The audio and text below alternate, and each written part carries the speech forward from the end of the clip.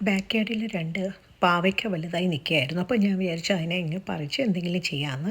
ഞാൻ വിചാരിച്ചു പഴുത്തെന്നാണ്. പക്ഷേ കട്ട് ചെയ്തപ്പോഴാണ് അറിഞ്ഞത് നല്ല പിഞ്ചായിരുന്നു. ഇനിയും നിൽക്കുമായിരുന്നു കേട്ടോ. അപ്പോൾ എന്ത് ചെയ്യട്ടെന്ന് ആലോചിച്ചപ്പോഴത്തേക്ക് ഞാൻ അച്ചാറിടാമെന്ന് വിചാരിച്ചു. അപ്പോൾ 1 ഇഞ്ച് കനത്തിൽ ഇത് കണക്ക് ഞാൻ കട്ട് ചെയ്തെടുത്തു. അതിലേക്ക് ഉപ്പും വിനീഗറും കൂടെ ഒഴിച്ചിട്ട് കുറച്ച് പച്ചമുളകും നമ്മുടെ വെളുത്തുള്ളിയും കൂടെയൊക്കെ ഇട്ട് നന്നായിട്ട് ഇളക്കിയിട്ട് ഞാൻ അടച്ചു വെച്ചു. അപ്പോൾ രണ്ടാമത്തെ ദിവസം ഞാൻ ഒന്ന് എടുത്തതാണിത്. അപ്പോൾ നന്നായിട്ട് ഉപ്പ് പിടിച്ച് ഇരിപ്പുണ്ട് കേട്ടോ. അപ്പോൾ അത് അച്ചാറിനായിട്ട് ഞാൻ അതിലേക്ക് ഒരു പാനിലേക്ക് ഞാൻ നല്ലെണ്ണയാണ് ഒഴിച്ചത്. എന്നിട്ട് ഒരു കഷ്ണം കായം ഇത് കണക്ക് വറുത്ത് കോരിയിട്ടുണ്ടായിരുന്നു. എന്നിട്ട് അതേ പാനിൽ തന്നെയാണ് കുറച്ച് കടുകും ഇട്ട് ഒരു നുള്ള് പെരിഞ്ചീരകവും ഇട്ട് കൊടുത്തിട്ടുണ്ടായിരുന്നു. എന്നിട്ട് നമ്മുടെ ചില്ലി പൗഡറും ഇട്ട്, അപ്പോൾ ഉപ്പ് വെള്ളമെല്ലാം കളഞ്ഞിട്ട് വേണം ഇതിടേണ്ട. ഇതും കൂടെ ഇട്ട് നന്നായിട്ട് ഇളക്കിയിട്ട് പിന്നെ ഇതിലേക്ക് കുറച്ച് ഉലുവാപ്പൊടിയും ഇട്ടിട്ട് പിന്നെ നമ്മൾ വറുത്ത് വെച്ച കായം ഒന്ന് പൊടിച്ച് ഇതിലേക്ക് ഇട്ട് കൊടുത്തിട്ടുണ്ട്. അപ്പോൾ ഉപ്പൊക്കെ ഒന്ന് നോക്കിക്കൊള്ളണം.